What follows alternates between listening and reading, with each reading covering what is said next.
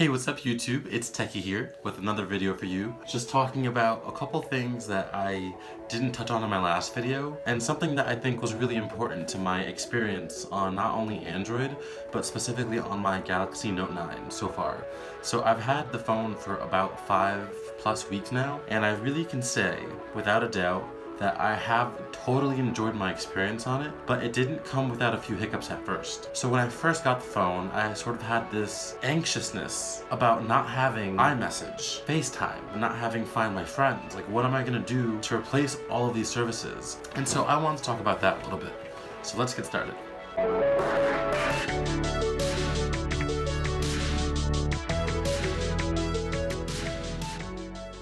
So first things first, FaceTime. Now, interestingly enough, I did use FaceTime quite a bit, but I also realized that whenever I was using FaceTime, I was also always around my iPad. And so for everyone that's an iPhone user or an Apple user that just doesn't bother to download video chatting apps, then I just FaceTime them on my iPad. I have no issues with that. Or if you have a Mac or an iMac, any of those things are going to work just fine, just the way they did before. But if you don't, then I did make the choice to forego FaceTiming most of the time, and I did switch over to an app called Google Duo.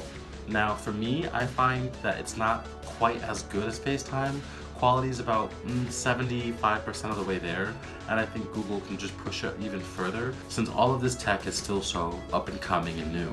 All of these things are probably going to be ironed out within the next year or two as Google continues development on those types of apps. Secondly, Find My Friends. I use it all the time with both my parents. They love being able to see where I am. I don't mind it. I have nothing to hide.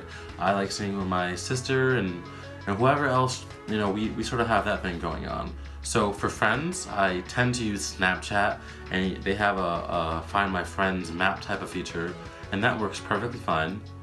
And for family, like my parents and my sister, who I want to be able to see where I am whenever they want to check in and have that extra bit of comfort. And so what they do now is through Google Maps, they do the same exact thing. It works across devices, and so we share our locations through that app now. And there's a feature on iPhone where Google Maps will be able to transmit location data real time and on request. And so I have had no issues using that app as a replacement on my Galaxy Note 9, and I find that it works just the same, if not better, since Google Maps is just a tad more robust, if I'm being honest. The next thing is AirDrop. I have found one very interesting app to replace that with, and it's called AirDroid. Now, I remember using Android a couple years ago on one of my old Android devices, and I just didn't think it was really robust. It sort of was super slow, super buggy, and they too have ironed out those kinks over the last couple of years. And now I find that the app works perfectly and flawlessly every single time. It took a minute or two to set up. I logged in with my Google account and created an account using that. Setup process was super easy. I downloaded it on my phone, I downloaded it on my iPad, I downloaded it on my Mac, and so now I have the seamless integration whenever I need to between my Android device and my Apple devices. It works just the same through a local area network that's being created through a Wi-Fi network, and it's super secure, super authenticated. So I installed it on my Mac, and I sent a 150 megabyte video file, and it only took 20 seconds or so. It was super quick. I had no issues using it, and it also comes with a couple added features if you want to use those, like being able to see real-time notifications, etc., etc. One note about continuity on Apple, which is something that they do really well in my opinion. They are able to seamlessly integrate all of these different products and have them work across devices. For example, you can send messages on one device and they will automatically end up on the other device, and there's that real-time syncing feature, and you're able to place and make phone calls, send text messages right from any of your Apple devices. And so I had to find a way to be able to do that on my other devices. Now, using a different app, I was able to accomplish just that. I believe AirDroid has a feature sort of like that, but my default messenger on my Android phone is Pulse SMS. It's available on the Google Play Store, and I find that it works beautifully. I'm able to get all my text message notifications real time. Now, a note on that specific application is that it does cost some money. I think it's like $11 for a lifetime license. Can't beat that. I'm gonna have this thing for a couple of years, I'm assuming, or stay on the Android side of things. I'm really absolutely loving my experience so far.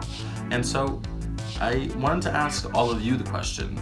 Is there something that is holding you back from trying Android? Are you just like 100% no, that's not for me? Are you an Android user that also owns any other Apple devices like an iPad or a Mac? And have you also experienced those struggles switching over from an Apple device to an Android device and not having those necessarily seamlessly sync up? Since I was using things like Android file transfer, which is just still, after all these years, not great. And so those apps, like I mentioned, Pulse SMS, which is available for not only the Mac, but also, of course, my Android phone, AirDrop, which is a cross-platform as well.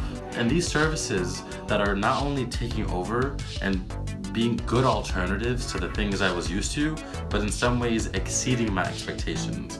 Like for the example of Pulse SMS, you can schedule text messages, you can have block lists, and you can set the themes, and it's just like that extra layer of functionality without losing that ease of use, which I've come so accustomed to being an Apple user for so many years. So I wanted to ask all of you the question, are you currently using an Android device? Are you currently using an Apple device?